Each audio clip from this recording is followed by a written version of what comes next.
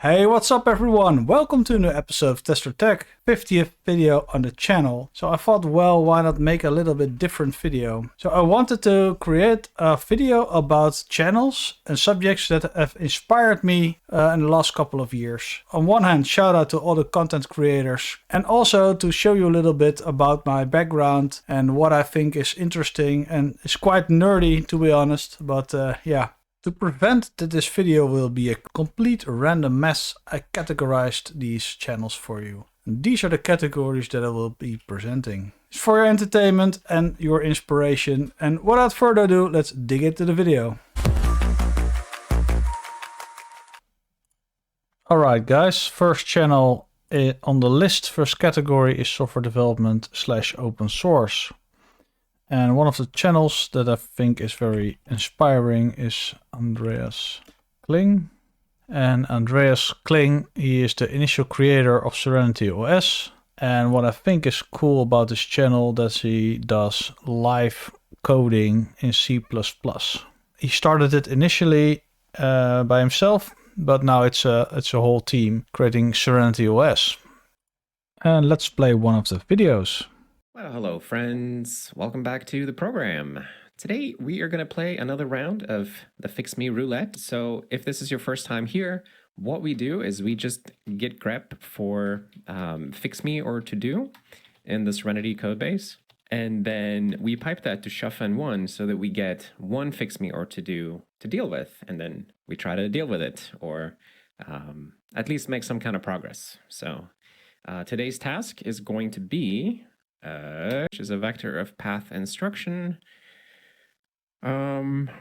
which has type, absolute, and data. So I'm guessing what you see here, that he just grabs the whole code base of Serenity and just picks the random to-do item on the list and just starts coding. So next channel, Fireship.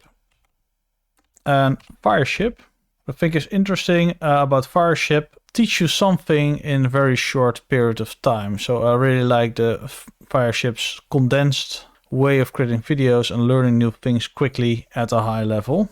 And that's where the channel really shines. Let's just watch one real quick. Supabase, a complete backend for web and mobile applications based entirely on free open source software. The biggest challenge when building an app is not writing code, but rather architecting a complete system that works at scale. Products like Firebase and Amplify have addressed this barrier, but there's one big problem. They lock you into proprietary technology on a specific cloud platform. So as you can see, very quick and condensed tutorials, high level, to teach you some of the concepts that are interesting very quickly. He also has some additional tutorials, so you can dive a little bit deeper. But I really enjoy his condensed videos. All right, next channel in the software development / open source is BotLab's channel. So BotLab's. And BotLab's channel is about i3 Window Manager, and I really like how Bodrick explains it in terms that everybody with a little knowledge can understand. He made a lot of things clear for me when I was beginning with the i3 Window Manager, and Let's Linux playlist is one of my favorites. Let me quickly go into the playlists, and then you have the Let's Linux playlist, should be something here. Let's Linux 49 videos, and I'll just play a little clip. This is 20 minutes, so you can get sort of like the vibe he's going for. It's a little bit unscripted, but yeah, I just like that he explains it very clearly and takes the time to explain it very clearly. And today we will start our little polybar journey. Polybar is a status bar. When you install i3, you get this default status bar, and it's a fine status bar. You can configure this a lot and make this look So if you're into i3 and really want to learn the basics of i3 and all that cool stuff, he also made a lot of scripts. Be sure to check BotLabs out. Next is TuxDigital, and one of the series that I think is very interesting is the Destination Linux. So Destination Linux is a weekly podcast about all things open source. The hosts are Ryan, Michael, and Jill. They often have guests on the show as well.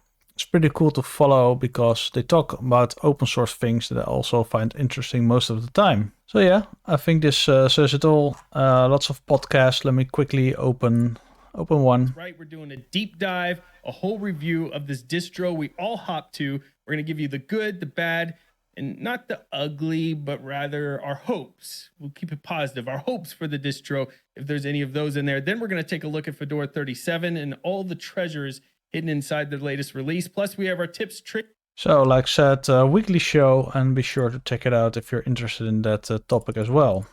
So, next one on this list is Spatry's Cup of Linux.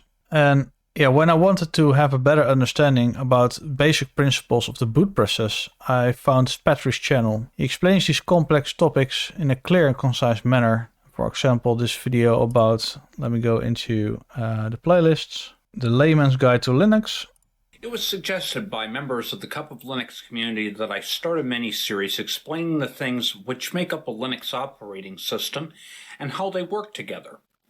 It was also stated that such a series should not be overly technical so that the newcomer can gain an understanding of the materials being presented. Yeah, I think this, in particular, if you're starting with Linux, can be quite cryptic maybe sometimes. So yeah, why not just look at Spatry's layman's guide to Linux, and you'll this is the low-level stuff. He explains it very clearly, and yeah, you can really benefit from his explanations. So next in this category, software development / open source, is Luke Smith.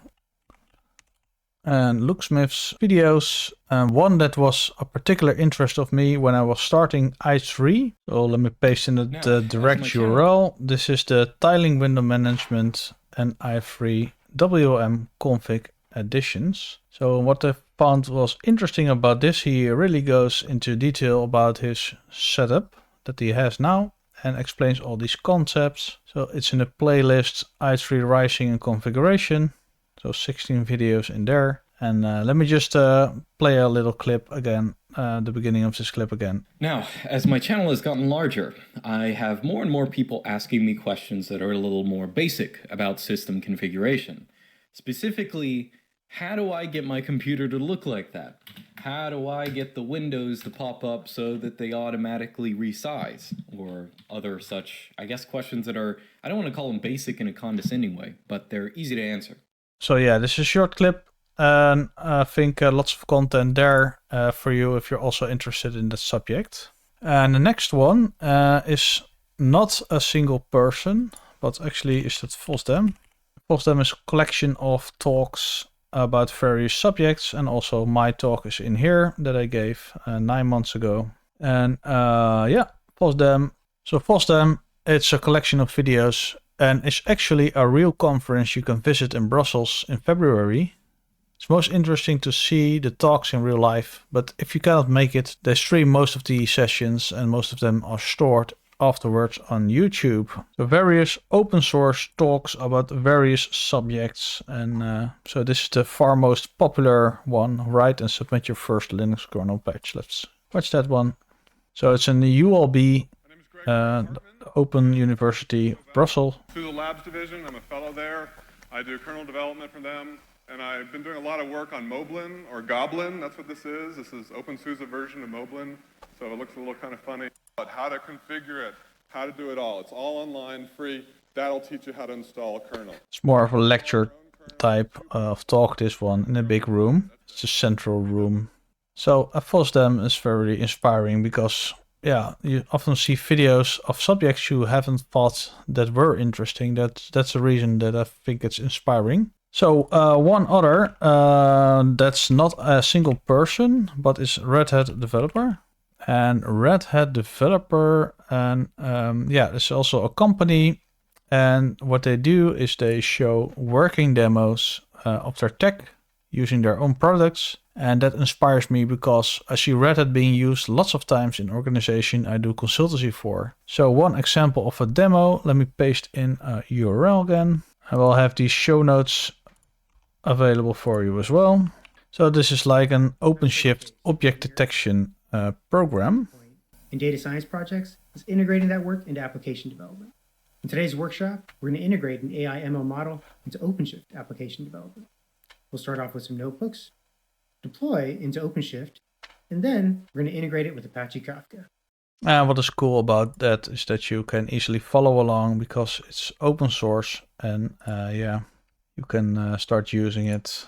All right, so next one in the category software development / open source is the video from K. Henry. I think it's with an I, yeah. Hendry. And the video that took me into his channel and his content was this one. So the Arch install. So when I was not sure yet on how to install Arch, and I didn't want to read through the whole Arch wiki, I went looking for a concrete example, and I found the video of Kai installing Arch in under 10 minutes. I followed that and I was able to replicate it. So it inspired me to do it as well, and it worked. And here is that video. On my old UEFI booting X1 Carbon. So I'm going to type here, no, I'm going to type there, record here. Yeah, it's going to work, hopefully.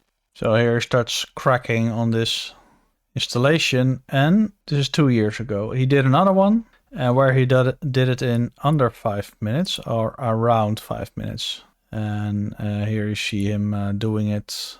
So this is a little bit more of a condensed version. So maybe it's better to do the other one. But yeah, for this speed run, he calls it a speed run. It is in around 5 minutes, step by step. So it's a cool one to watch. All right, next one is about software development and continuous delivery. It's a channel, Dave Farley. And he's one of the authors of the Continuous Delivery book. So if you're interested in good takes about the challenges of software delivery and agile software delivery, he has lots of knowledge he wants to share in this channel and his videos. So let me just click on a clip, maybe do a popular one. So Cyberpunk. One of this year's biggest game releases was supposed to be Cyberpunk 2077. This was a massive AAA release. It even had Keanu Reeves in the television ads. Then Sony pulled the title from their PlayStation store. So what went wrong and why did all this happen? Let's think about this from... So very knowledgeable, and he's not afraid to make a statement. And be sure to check him out as well. So next category will be studio / setup. So if you spend a lot of time behind the computer, and then a good workplace is something that must not be underestimated. So to gain some inspiration for what you can do and how to improve your working space, you can watch setup videos. So the following 2 channels focus on setups. The first one, Techsource. He has some interesting videos, and he does a series called Setup Wars, and as you can see, episode 317, and he has various other series, couple of thousand videos already, but Setup Wars is one of the most watched, I think.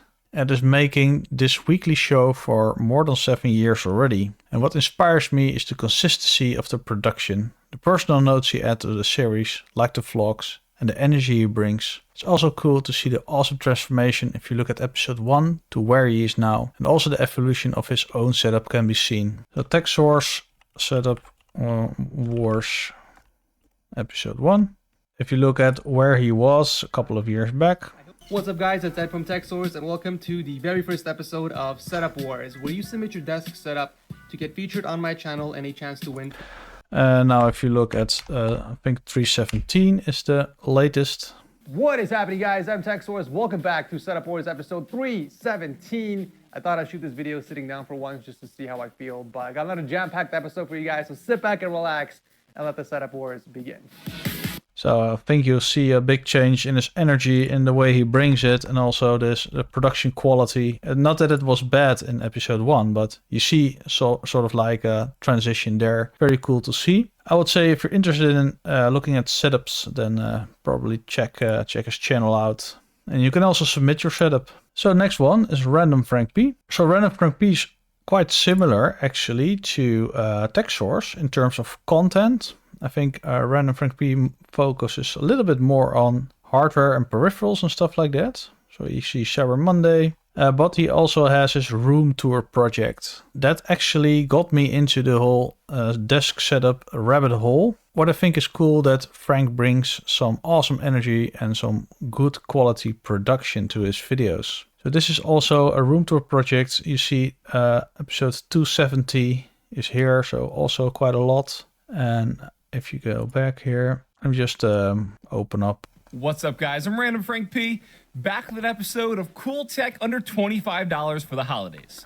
The series we show off some of the best that you can buy under that price. So you see that's very high quality production in terms of audio and visually as well. And he's a good format, and he's very smart that he puts all these affiliate links here. And yeah, it's just cool to see. He also has some setup tours of his own YouTube setup, so check it out. Next category is editors. So editors, and I mean the nerdy editors, Vim and Emacs. I want to point those two out. I actually was a little hesitant to learn both of them.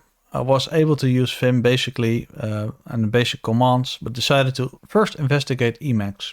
So I dove into the wonderful world of Emacs, and the first channel that I found inspiration was Emacs Rocks. And the thing that stands out the most from this channel is the sheer speed of problem solving. Kind of like what I think is cool about Andreas Kling's way of working. So the cool stuff I was interested in after watching this channel was Clojure. And let me play a quick clip from Emacs Rocks, where he does some test-driven development in ClojureScript using Emacs.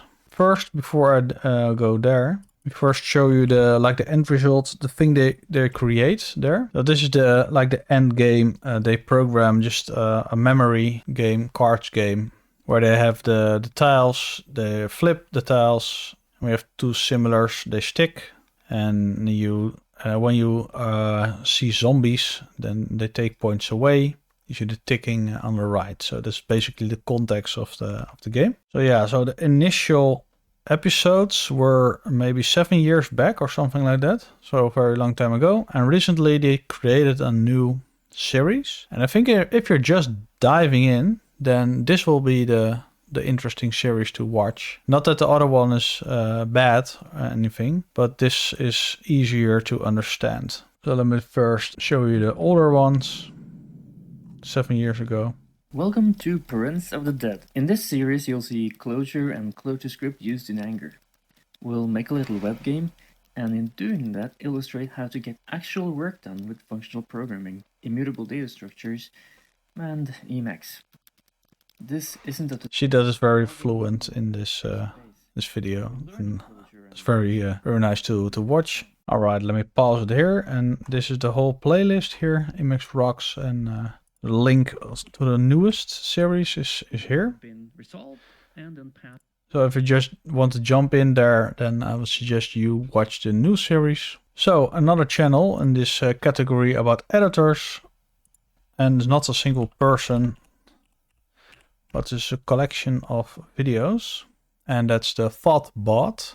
And one of the clips that got me interested in Emacs and org mode, I want to show that. So Harry Schwartz, he demonstrates the nifty features of org mode as it reads in the title below. So he shows what you can do with org mode and managing tasks from Emacs. If you really want to, you can also strike through things. I think this looks atrocious, but that's okay. So it's a very fun episode to watch, and then you see here Emacs meetups, 23 videos. If you want to dive into the rabbit hole, it's certainly a good place to start. So one other cool thing about Emacs org mode is that you can export slideshows using org reveal. And that's one thing that I actually used a couple of times. So you don't have to have PowerPoint, no more PowerPoint in Google Slides, and you can use org reveal for a slideshow. All right, so that's another one. And so after Emacs, and then came Vim for me. So the Primergen was a channel that I looked at a lot, and I dove into Vim plugins and saw some nice benefits of using Vim. Fast and simple, and you can extend it also greatly. So one source of inspiration was the Primergen, and let me show you the video where he talks about configuring Vim, and certainly has high energy. Primogen. So very, very fun to watch actually, but yeah, I wouldn't watch him all day because that will be a little bit tiresome. But you will see this video. This so you don't have the gigantic mess that I have. 2021 VimRC, let's do this. My Vim experience is quite customized at this point. In fact, it's about 340 lines of customized Vim experience that allows me to be able to pull up, say, my current Git changes. I can go and I can actually see the change list right here. I can go through a whole slew of different things, undo trees. I can jump to the terminal if I want to jump to the terminal. I can execute specific project commands if I want to. Yeah, so it's very clear how it's fast. It's fast. And he has lots of content, and he also does live streaming on Twitch.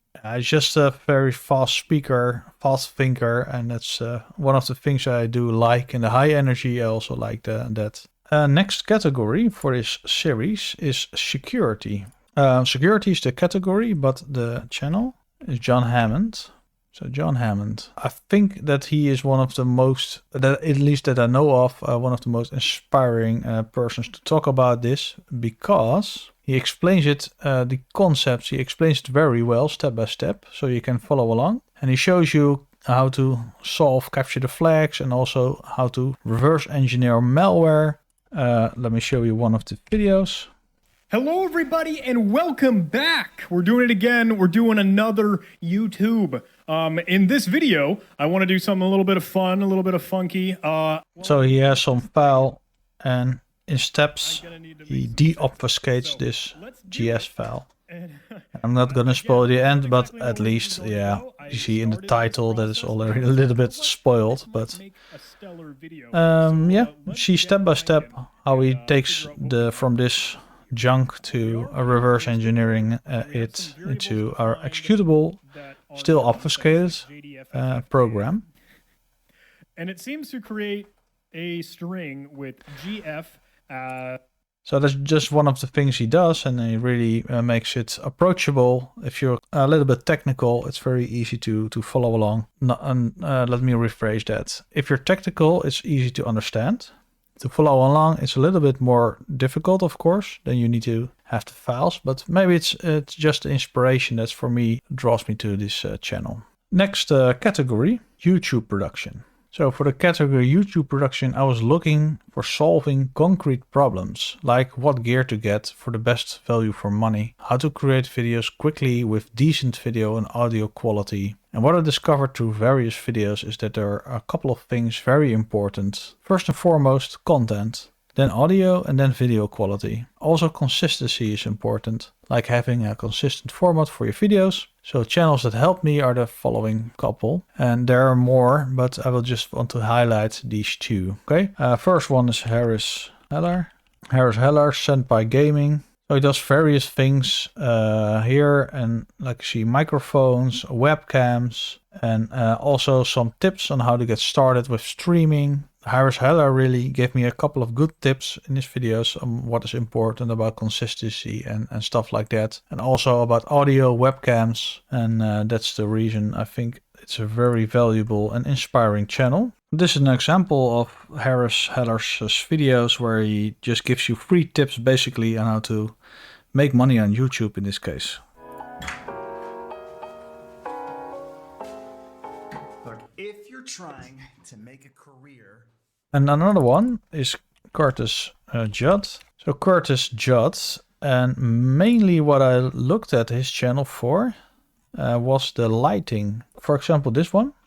Through and turn all of them off, and then we'll bring them back up one by one. And to get some Rembrandt lighting where your face set is farthest away from the camera, that adds a little. So he explains it very clearly about the effects of lighting and color temperature. This is one of the interesting videos that I watched. And I think I stayed for the rest of the content about audio, and yeah, he reviews the gear as well. So, but he's very professional, of course, and I'm still way behind him, of course. But I think it's a different area of field. He does real video production, but still you can learn a lot about lighting, for example, by watching his content. All right, so that's it for that category. And the last on the list is about keyboards. yeah, I'm very much into mechanical keyboards. And if you're yourself also into keyboards, and you're probably familiar with this rabbit hole. So, but very briefly, I want to still mention at least one channel that makes content about keyboards amongst other content. So I think one of the creators that I found really cool is TesterTech. Let me show the channel. Brian from TesterTech.